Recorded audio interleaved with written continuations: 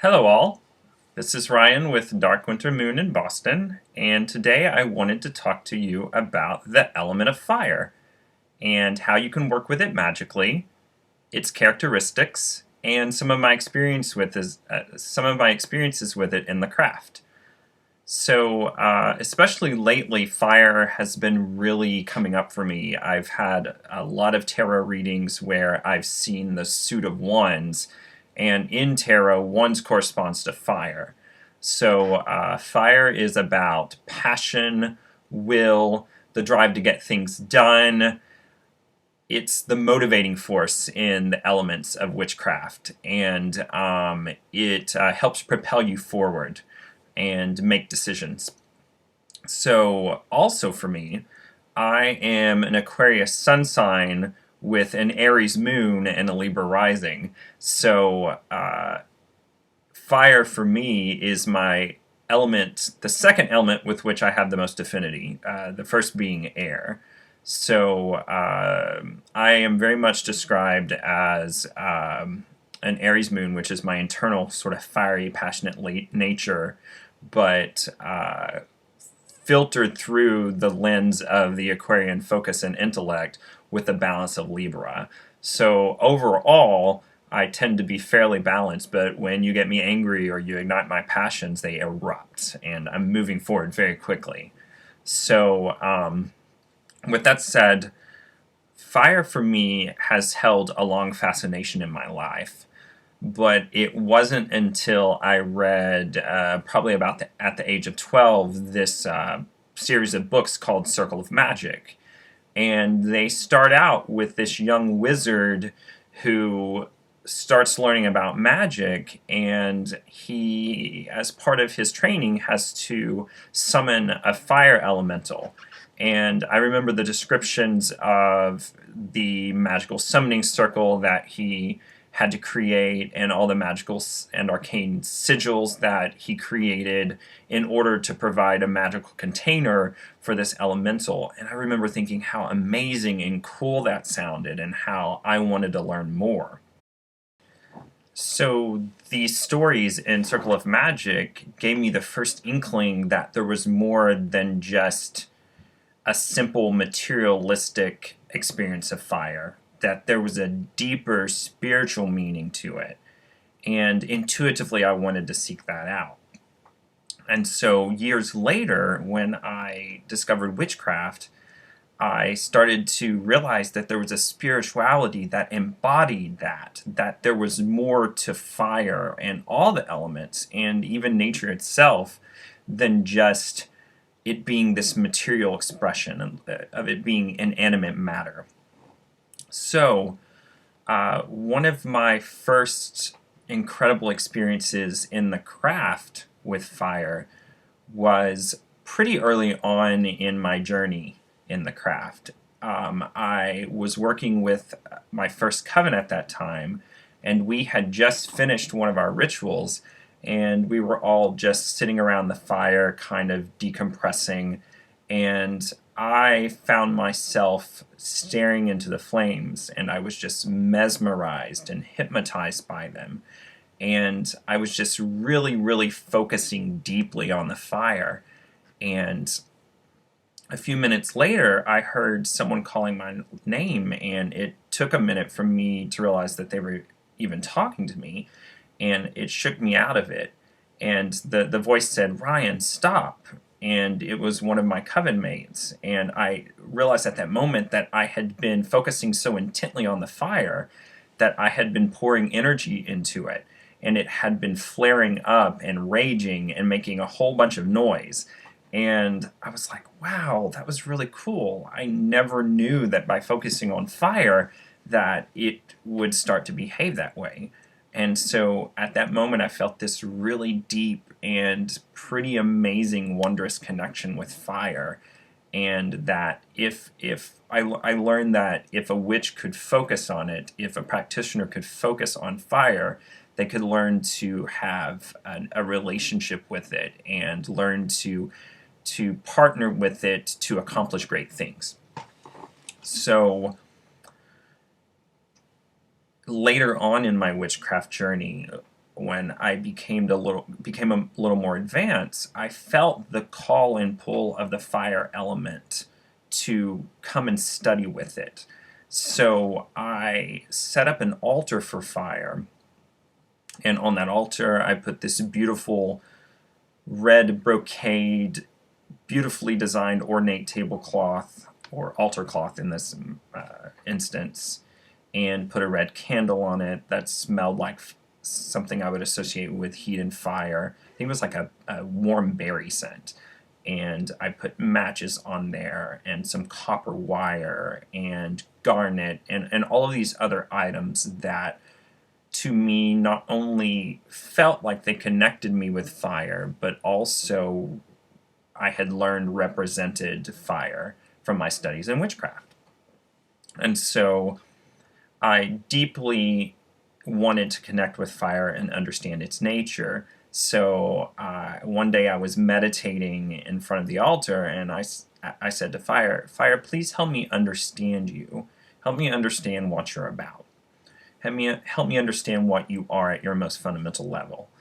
And so later on that evening, I was cooking dinner and heating something up in the oven, and I opened the oven door to pull out the item, and I reached in and I grabbed the oven rack with my bare hand without even thinking about it, and burned the hell out of myself. And all of a sudden I just lifted up my hand and I looked at it and I went, "Oh my God, that's it! Fire burns!" That was the lesson. Fire burns. That's what it does. On its most fundamental level, it burns. And therein lies the lesson that fire is something that destroys and something that creates.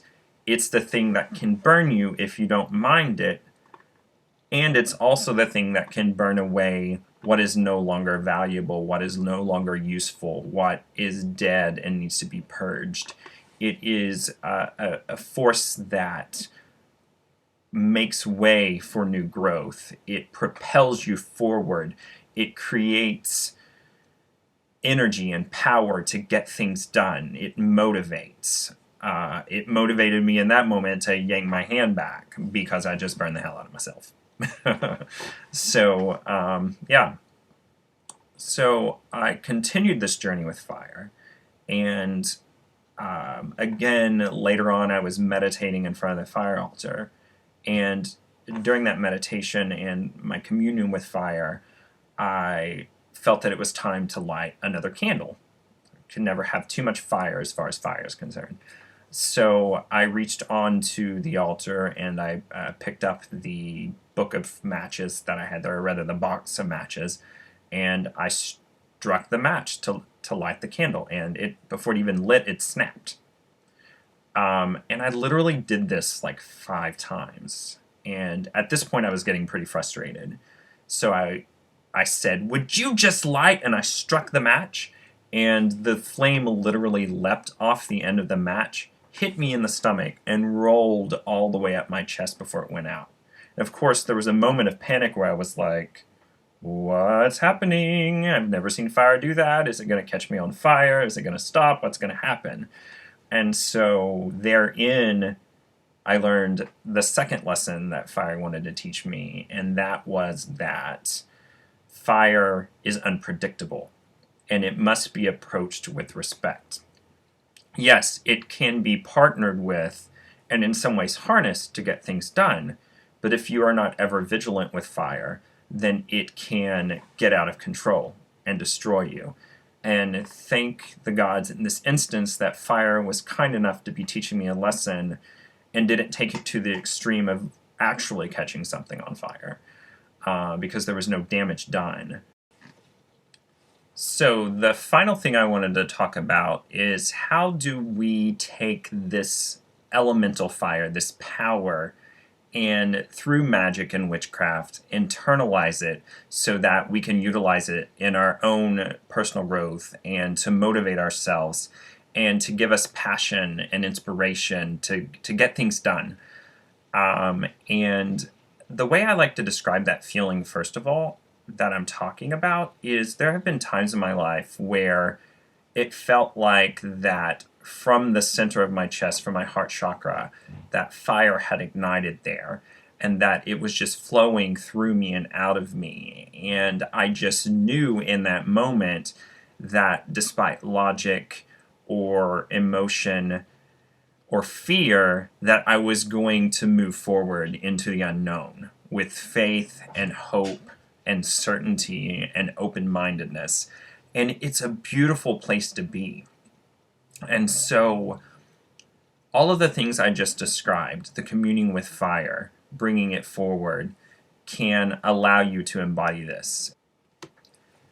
And one of the many things that I love about witchcraft is it provides a pathway where you can explore fire, where you can start to learn how to understand it and internalize it, and learn how to evoke those feelings within yourself. Whether it's through the tarot and the creation of ritual and the creation of incense or many other things, use of stones. There's so many ways that you can embody and catalyze fire in your life. So now I would like to share with you one of the ways that you can work with fire and evoke it in your life. And that is by the creation of your very own incense dedicated to fire. So now I'm going to show you how to make the incense that we were talking about earlier. So what you're going to need is a tablespoon,